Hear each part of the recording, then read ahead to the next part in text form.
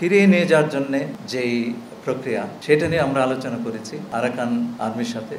রোহিঙ্গাদেরকে ফিরিয়ে নিয়ে যাওয়া এটা তাদের একটা প্রিন্সিপাল পজিশন। তারা এটা প্রকাশ্যে সেপ্টেম্বরে বলেছেন এই গত বছরে। আমাদের সঙ্গে আলাপ আলোচনার সময় তারা এটা পুনর্ব্যক্ত করেছেন দ্ব্যর্থহীনভাবে। মাননীয় প্রধান উপদেষ্টা বলেছেন যে আগামী বারের ঈদ তারা দেশে গিয়ে করবেন, সেটাই আমাদের লক্ষ্য। 2018 থেকে 20 সালে ছয়টি কিস্তিতে তাদের কাছে যে 8 লক্ষ রোহিঙ্গাদের লিস্ট দিয়েছিলাম, সেই তালিকা থেকে তারা জানালেন 2,50,000 রোহিঙ্গার তারা রিভিউ করেছেন এবং তার মধ্যে তারা 1,80,000 রোহিঙ্গাকে আইডেন্টিফাই করেছেন যে যারা মিয়ানমার থেকে এসেছে।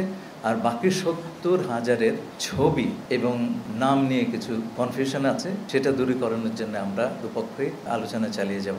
একই সাথে তারা আমাদেরকে বলেছেন যে বাকি 5,50,000 রোহিঙ্গা এই রিভিউটা তারা অতি দ্রুততার সঙ্গে সম্পন্ন করবেন। কালার এক্সপার্ট, জর্জ স্যাপ এবং মাইল্ড অন হ্যান্ডস টেকনোলজি সমৃদ্ধ অরিক্স ক্রিস্টাল ওয়াশ আপনার লন্ড্রি এক্সপার্ট।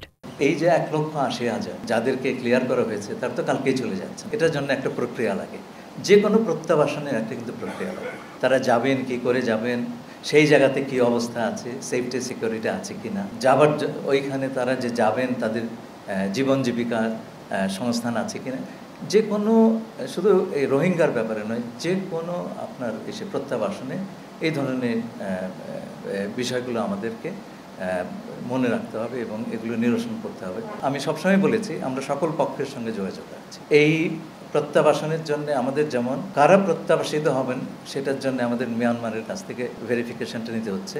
এই ভেরিফিকেশনের প্রক্রিয়াটা 2018 সালে মিয়ানমারের সঙ্গে যে আমাদের দ্বিপাক্ষিক চুক্তি হয় সেই চুক্তি মোতাবেক হয়েছে, সুতরাং এটা একটা ভ্যালিড চুক্তি। রাখাইন কিন্তু এখনও মিয়ানমারের একটা সভরেন টেরিটরি। ফিরিয়ে নিয়ে যাওয়ার জন্যে যেই প্রক্রিয়া সেটা নিয়ে আমরা আলোচনা করেছি আরাকান আর্মির সাথে। তাদের ঘোষিত যে পজিশন সেটা হচ্ছে তারা রোহিঙ্গাদেরকে ফিরিয়ে নিয়ে যাওয়া এটা তাদের একটা প্রিন্সিপাল পজিশন। তারা এটা প্রকাশ্যে সেপ্টেম্বরে বলেছেন এই গত বছরে। আমাদের সঙ্গে আলাপ আলোচনার সময় তারা এটা পুনর্ব্যক্ত করেছেন দ্ব্যর্থহীনভাবে। সে কারণেই আমরা মনে করি যে এই যে 1,80,000 আমরা এদেরকে মায়ানমারে ফিরিয়ে দেওয়ার বন্দোবস্ত করতে পারবো। সময় লাগবে, তো কালকে হচ্ছে না।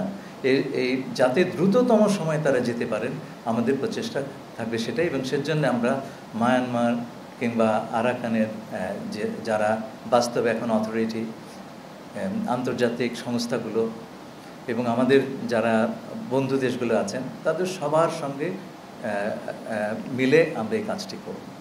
আপনি জানেন যে আমাদের মাননীয় প্রধান উপদেষ্টা বলেছেন যে আগামী বারের ঈদ তারা দেশে গিয়ে করবেন, সেটাই আমাদের লক্ষ্য।